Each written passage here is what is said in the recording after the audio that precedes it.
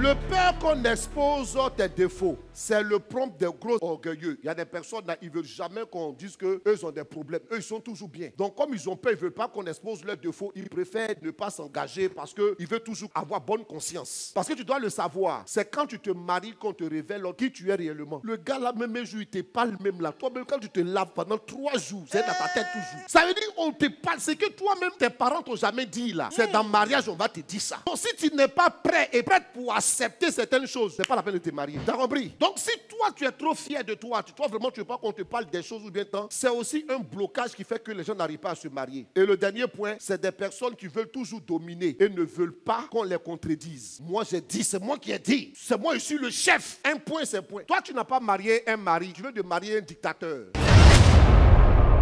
Comment contrôler le désir dans le célibat? Vous devez savoir que Dieu a permis à la femme et à l'homme d'avoir des désirs. Ces désirs-là s'expriment pendant le célibat, mais cela ne veut pas dire qu'on doit commettre le péché. Genèse chapitre 3, verset 16. Il dit à la femme, j'augmenterai la souffrance de tes grossesses. Tu enfanteras avec douleur et tes désirs se porteront vers ton mari. Dieu est en train de dire qu'elle doit avoir des désirs. Elle sera portée vers son mari. C'est pourquoi les femmes, quand elles sont mariées, leur monde, la plupart des femmes, parce que ce n'est pas toutes les femmes, leur monde se retrouve dans leur mari. C'est-à-dire, leur mari devient leur Dieu, devient tout pour elle. En telle enseigne que le jour où ce monsieur-là meurt, toute leur vie, leur espoir, tout tombe à l'eau. Amen. Pourquoi? Parce que cette femme-là, quand elle se mariait, elle comptait sur le monsieur pour la faire sortir de la misère, pour la faire sortir des difficultés. Donc, dans le célibat, tu dois savoir que c'est normal que tu désires. Tu es là, on dit, ah, on parle de chasteté, mais des fois, tu désires, ainsi de suite. Le désir, là, est normal, mais c'est le fait de convoiter qui conduit au péché. Par exemple, vous allez voir une personne, matin, midi, soir, elle est sur TikTok. Il regarde seulement les clips des jeunes filles. Il regarde seulement des jeunes filles qui parlent à gauche, à droite, qui font les publicités, et ainsi de suite. Vous allez voir que, à force de regarder TikTok, à force de regarder, de voir toutes les jeunes filles, quand le soir arrive, il a envie d'avoir ou des impulsions sexuelles naissent dans sa tête.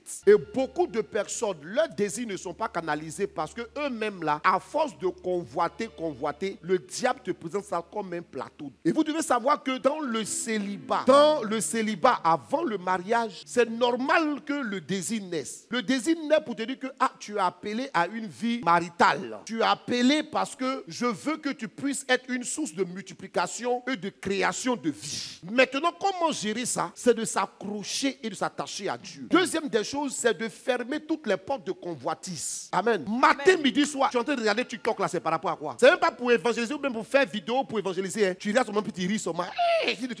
Mais à force de regarder, tu vas tomber sur des vidéos ou bien sur des scènes qui vont te tirer en arrière. Il y a aussi des personnes la nuit, regardent certains films qui sont réservés aux adultes. Pourtant, c'est vrai que tu es adulte, mais tu n'as pas droit parce que tu es seul. Et comme tu es seul, ne crée pas cela parce que ton cerveau et ta conscience va enregistrer ces films-là et la nuit, tu risques d'avoir des visitations. Et c'est comme ça beaucoup de personnes commettent certains péchés qui vont affecter leur corps, leur âme et leur esprit. Dans le célibat en vue du mariage, c'est de rechercher constamment la face de Dieu. C'est de chercher toujours et d'appeler le Saint-Esprit pour pouvoir purifier ta conscience. Quand tu sens que tu as une forte oppression, tu prends des temps de jeûne. Tu cherches à avoir des temps d'écoute. Amen. Parce que la parole dit tout m'est permis, mais tout ne m'est pas utile. Et présentement, là, tu n'as pas droit. Donc, ce n'est pas une histoire de dire non, ma chair est faible. Dieu comprend. Dieu ne comprendra jamais ton péché. Ça, il faut que tu le comprennes ça bien. Rejoignez-nous à Dangerville, siège à Cafel, tous les vendredis de 19h à 21h et tous les samedis de 15h à 19h avec Abba Daniel La Révélation. Contactez-nous au 07 07 14 0016, WhatsApp plus 225 07 09 82 32 82. À Cafel, il y a Dieu dedans. Dieu dedans.